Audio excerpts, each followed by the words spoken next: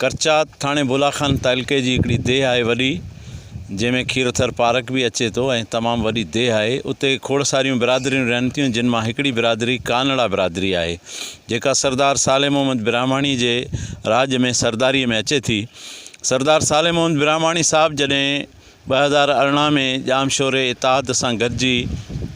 हितां जे भोतारकी सिस्टम के ख़िलाफ़ पंहिंजे बग़ावत जो ऐलान कयो, अलीहदगी जो इज़हार कयो, त हुन जे बिरादरियुनि हुननि जे राजनि जे लाइ ॾुखियायूं अचणु शुरू थी वयूं। पोइ उन जा तरीक़ेकार जेके इख़्तियार कया विया, इहे अॼु खां 50 साल पहिरीं कारगर हूंदा हुआ। हिन वक़्तु इन्हनि तरीक़नि जो उबतो नतीजो निकिरंदो आहे। हिननि माण्हुनि खे जीअं ॾुख ॾिना वेंदा, तकलीफ़ूं ॾिनियूं वेंदियूं, हिननि सां ज़्यादतियूं थींदियूं, हिननि जे ॿनियुनि ते फसलनि ते हमला थींदा, हिननि जे मशीननि ते, ट्यूबवेलनि ते, बोरनि ते ऐं सोलरनि ते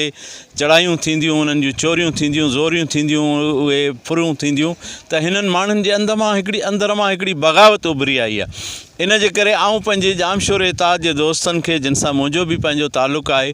इहो चवंदो आहियां त सरदार मलिक असद सिकंदर तव्हांजे मथां थोराए थो थिए पियो, जो हू हथ सां माण्हू तव्हांखे तयारु करे पियो ॾिए। संदसि ज़ुल्मनि जे करे माण्हू जेके बाग़ी थींदा था वञनि, तव्हां 6-8 हज़ार वोटनि तां शुरूआति कई, जेका हिन वक़्तु 30,000 ते पहुती आहे। इहा उन जी जेतिरो तव्हांजी महिनत आहे। बेशक तव्हां जेल ॾिठा आहिनि, केस सठा आहिनि, तकलीफ़ूं सठियूं आहिनि, करोड़ों रुपया ख़र्च कया आहिनि, पंहिंजे तव्हांजे ॿनियुनि खे ॾाथो वियो, ट्रांसफार्मरनि खे लाथो वियो, घरनि खे ओताकनि खे बर्बादु कयो वियो, अलाए केतिरा केस थिया। तव्हां तमामु घणा जेके कशाला कढिया आहिनि, ॾुख ॾाखड़ा सठा आहिनि, सख़्तियूं सायूं आहिनि। 20-25 सालनि जो हिकिड़ो तव्हांजो डिघो सफ़र आहे मलिक चंगेज़ ख़ान जो, जंहिं इन हिते जे इन जेको आहे ॾाढ वारे निज़ाम जे ख़िलाफ़ु पंहिंजो बग़ावत जो अलम बुलंद कयो, जंहिंमें पोइ जीअं जीअं हलंदो वियो सिलसिलो, साथी मिलंदा विया। गुज़िरियल इलेक्शन में जॾहिं हितां जो तमामु हिकिड़ो बाअसर सरदार, जंहिंसां 16 पाड़ा मज़बूत तरीन, जीअं न हिकु जिस्म जा उज़वा पाण में गॾु हुजनि, ईअं गॾु रहंदड़ हुन सां राज, जेको सरदार साले मोहम्मद ब्राह्मणी, अॼु हुन जा भाइर सरदार कांबू ख़ान, सरदार बाबू ख़ान ऐं संदसि फर्ज़ंद आरब ख़ान ब्राह्मणी, उहे जेके आहिनि उहे पंहिंजे राजनि खे संभालींदा अचनि पिया। हुननि जो राजनि सां वफ़ा आहे, उन्हनि जी सखावत, उनजी ख़िदमत। हाणे इन्हनि दोस्तनि खे को इक़्तिदार त हिन महिल ताईं न मिली सघियो आहे जो हू इक़्तिदार जे ताक़त सां का ख़िदमत करे सघनि, पर ज़ाती तरह हड़ा वड़ा उन्हनि सदाईं पंहिंजा धण सॼा ग़रीबनि ते अलाह जे राह में क़ुर्बान कया। जानवरनि जा असां पंहिंजे अखियुनि सां ॾिठा बि, ॿुधा बि। फसलनि में तयारु थींदड़ अनाज सॼा ख़ुदा जी राह में ख़ैरात कयऊं ग़रीबनि जे मथां। मलिक चंगेज़ ख़ान खे ॾिसूं था त हुन ज़ाती तौर ते केतिरनि ॻोठनि में सोलर सिस्टम लॻाया, बोरिंग कराए ॾिना आहिनि, मस्जिदूं तामीर करायूं आहिनि। असांजे हथां हज़ारे मरीज़नि जो जेको आहे लखों रुपयनि जा ख़र्च बर्दाश्त कया आहिनि, उन्हनि जो इलाजु करायो आहे, तमामु वॾी ख़िदमत कनि पिया। हुननि खे इक़्तिदार न मिलियो आहे, पर हुननि पंहिंजे हड़ा वड़ा ख़िदमत करे माण्हुनि खे जेको आहे सो नौकरियूं बि ॾिनियूं आहिनि। जॾहिं थोरो अरसे जे लाइ हिकिड़ो मुख़्तसर उन्हनि खे अरबाब ग़ुलाम रहीम जे दौर में इक़्तिदार मिलियो हो, उन वक़्तु बि चूंडियल नुमाइंदा ॿिया हुआ, ज़िले नाज़िम ॿिया हुआ, फुल इख़्तियार न हुआ, पर थोरो जेको मिलियो उन में जेके नौकरियूं ॾिनऊं उहे माण्हू अॼु रोज़गार सां लॻल आहिनि ऐं उहे गवाही ॾींदा त हुननि कॾहिं को ॾोकड़ पैसो ख़र्च न कयो, पर हुननि सां इंसानी हमदर्दी तौर हुननि खे नौकरियूं मिलियूं, जेके हू पंहिंजे रोज़गार सां लॻल आहिनि। त हीउ हिकिड़ो सिलसिलो शुरू कयो वियो। हिते जो तरीक़ेकार इख़्तियार इहो कयो वियो आहे त माण्हुनि खे बजाए इंसाफ़ ॾियण जे, सहूलियतूं ॾियण जे, स्कूल ॾियण जे, रोड रस्ता ॾियण जे, बिजली पाणी जूं सहूलियतूं, इस्पताल ऐं इलाज जूं सहूलियतूं ॾियण जे बजाए माण्हुनि खे हिसाए ॾाढ जे ज़रिए, ज़ुल्म जे ज़रिए उन्हनि जे मथां केस मड़े। आऊं सम्झां थो त जेकॾहिं इहो ज़ुल्मनि वारो रस्तो इख़्तियार न कयो हुजे त अॼु असीं बि इन सिफ़नि में बीठल न हुजूं। असांखे बाग़ी करण वारा बि उहे पाण आहिनि जो असांजे मथां बि हिकिड़ो अहिड़ो इल्ज़ाम मढ़ियो वियो ज़मीन, सरकारी ज़मीन खे फेराइण, जालसाज़ी करण जो। हालांकि असां त काबे में बि, मस्जिद नबी में बि इहो इक़रार करे सघूं था त तसवर बि न आहे त असां को सरकार जी ज़मीन पंहिंजे नाले ते फेरायूं, न वरी एतिरो को असां वटि पावर या ताक़त आहे जंहिंजे आधार ते असां सरकारी ज़मीन फेरायूं। पर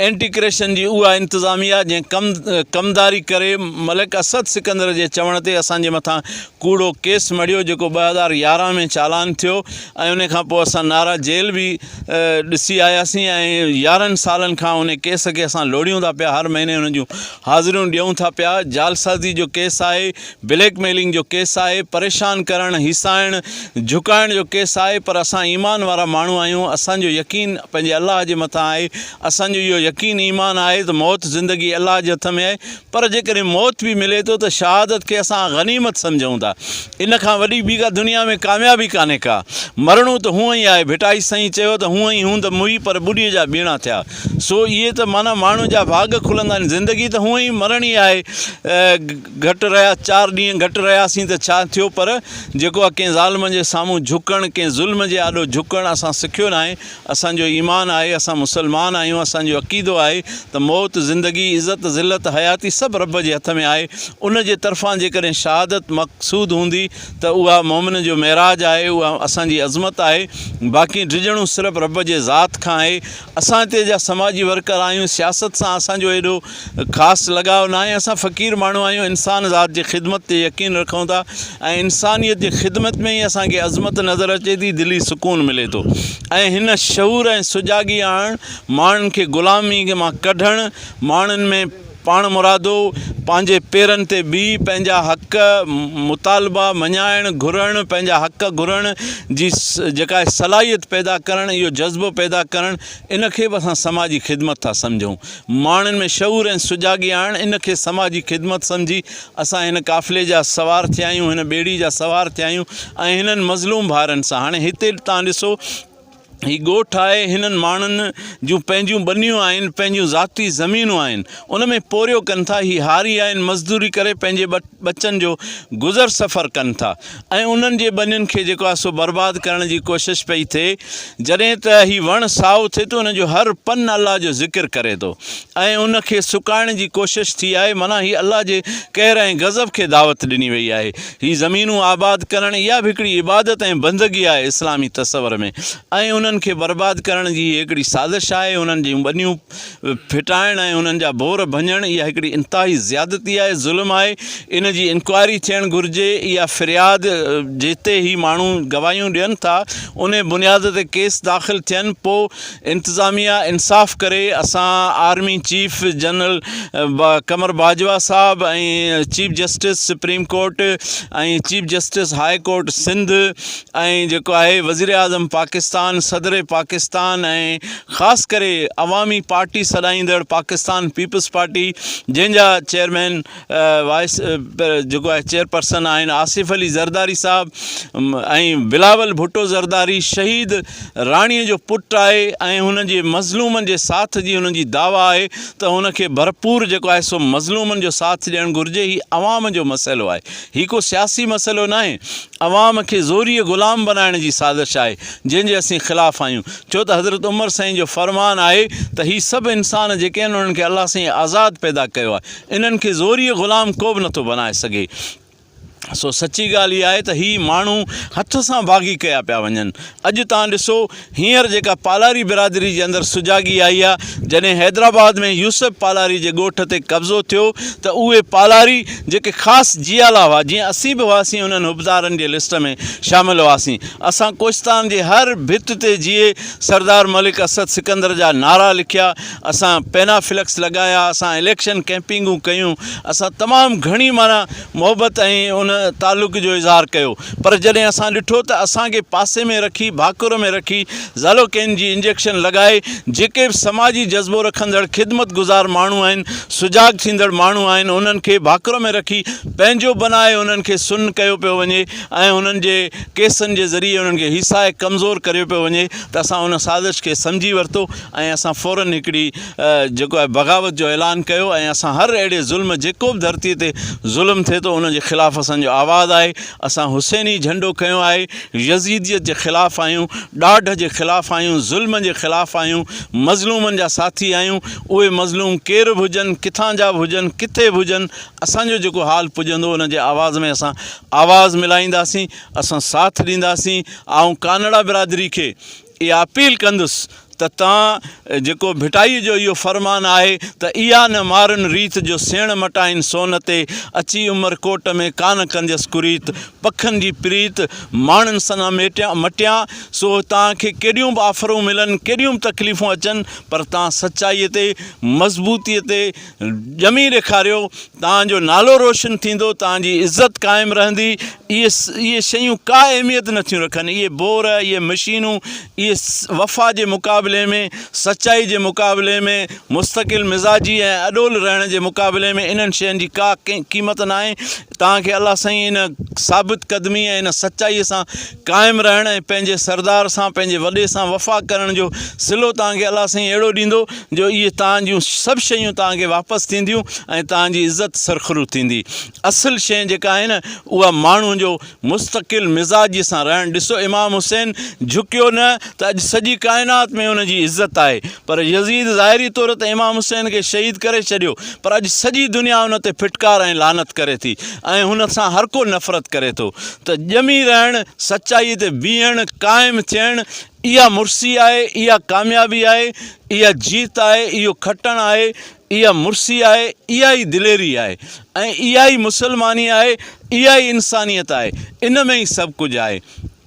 सो महिरबानी करे तव्हां पंहिंजे पाण में मुतहद रहो पंहिंजे सचाई ते रहो पंहिंजे वफ़ा जो सबूत ॾियो पाण में ॿधी कयो असां न को हथियार खणण जी ॻाल्हि था न को कयूं न को कंहिंसां वेड़ ऐं झेड़ जी ॻाल्हि था कयूं न को असां जेको आहे कंहिंसां को पलांदन ऐं हुननि जा ॻाल्हियूं कयूं था असांखे पंहिंजी हिफ़ाज़त पाण करणु घुरिजे पंहिंजे ॿनियुनि ते असां पहिरां ॾियूं मज़बूती सां पोइ जेकॾहिं को ॻिचीअ में पए थो त उहा ॿी ॻाल्हि आहे पोइ ज़ाहिर आहे तंग आयत जंग आयत जॾहिं माण्हूअ खे पंहिंजे घर में सुकून सां वेहणु न ॾींदो त उहो माण्हू तंग थी कुझु बि करे सघे थो बाक़ी असां न कंहिं ते हलां जा क़ाइल आहियूं न हमले जा क़ाइल आहियूं न वेड़ जा क़ाइल आहियूं असां हिकिड़ा अमन पसंदि ऐं सरदार साले मोहम्मद बिरामाणी जी ज़िंदगी तव्हां ॾिठी त हुन सॼी ज़िंदगी में कॾहिं कंहिंसां झेड़ियो न उहो इंतिहाई हिकिड़ो साबिर शाकिर ऐं इंतिहाई इंसान दोस्त इंसानु हुयो ज़बरदस्त क़िस्म जो माण्हू हो हुन वेंदे वेंदे हिकिड़ी तव्हांखे अहिड़ी राह सचाई जी ॾेई वियो आहे जंहिं राह में तव्हां असांजी कामयाबी आहे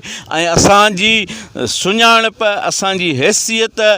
बिरामाणी जूं जेके बि बिरादरियूं आहिनि जेके बि राज हुजनि सोहिणेरा हुजनि उहे कानड़ा हुजनि उहे बिरामाणी हुजनि उहे शहिणा हुजनि उहे पंवर हुजनि उहे जेके बि बिरादरियूं बिरामाणी कासोटा हुजनि बिरामाणी सां गॾु आहिनि उन्हनि सभिनी जी हैसियत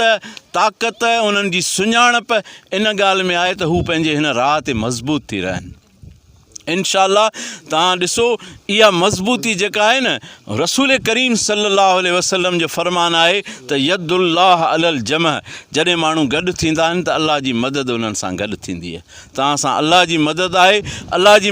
मदद ज़ुल्म सां न आहे मज़लूम सां आहे तव्हां मज़लूम आहियो तव्हां पंहिंजे घर में रोज़ी पिया कयो पोरियत आहियो हारी आहियो तव्हां सां घर वेठे अची ज़ुल्म थिए थो त इन ज़ुल्म ते ख़ुदा जी मदद तव्हांजो साथ ॾींदी अल्लाह तव्हां सां गॾु आहे असीं सभु हीअ मीडिया उहा आवाज़ हुजे या ॿिया इदारा हुजनि सभई तव्हां सां गॾु आहिनि सिंध जा साञाबंद सिंध जी सिविल सोसाइटी सिंध जा सभु सियासी माण्हू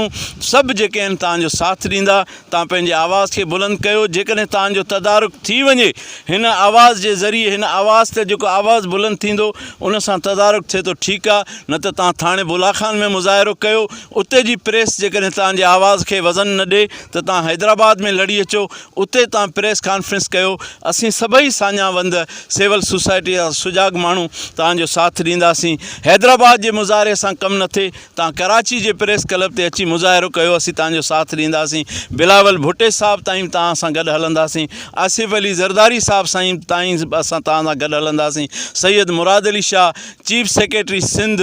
गवर्नर सिंध अहिड़ी तरह सां जेको आहे prime minister of Pakistan president of Pakistan ऐं जेके बि आर्मी चीफ ताईं तव्हांजो आवाज़ु पुॼाईंदासीं पाण कोशिशि कंदासीं पंहिंजे मज़बूती सां हीअ घड़ी आहे तव्हां असांजे परख जी त सोन ऐं कूड़ सच ऐं कूड़ जी परख थिए सचाईअ सां पंहिंजे सरदार सां पंहिंजे बिरादरी सां वफ़ा कयो पंहिंजे हौसलनि खे बुलंद रखो अल्लाह तव्हांजो हामी ऐं नासिर हुजे अल्लाह ताला तव्हांजा बेड़ा पार